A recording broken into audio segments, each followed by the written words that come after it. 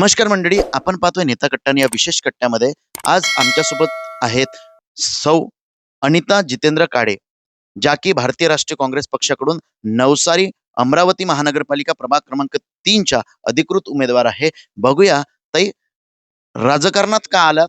महिला म्हणून राजकारणाकडे कसे बघता? मी तर सर्वसाधारण महिला आहे, पण प्रभागाप्रती काही समस्या आहे. त्याच्यासाठी मी माझं पाऊल उचललेलं आहे. मला प्रभागाचा विकास करायचा आहे. मला राजकारणाशी काही लेनदेन नाही आहे. फक्त माझ्या प्रभागाचा विकास करायचा आहे, म्हणून मी हा पाऊल उचलला आहे त्याच्या समस्या सोडवण्यासाठी. येणाऱ्या 100 दिवसामध्ये पहिलं कुठलं काम करणार आहात किंवा काय विजन घेऊन जनतेपर्यंत जाता? मला तर पहिले निवडून आल्यावर मला खूप काही कामं करायची आहे. जसं की नाल्या, तर बघतच आहे. नाल्या, रस्ते, सडक बनवणे, कचऱ्याच्या गाड्याने जिथे-तिथे ढीग पडले आहे कचऱ्याचे. आणि महिलांसाठी मला खूप काही करायचं आहे. जसे की लाडकी बहीण योजना, निराधार योजना आणि मुलांसाठी गार्डन वगैरे, बुजुर्गांसाठी बसायला काही व्यवस्था गार्डनमध्ये.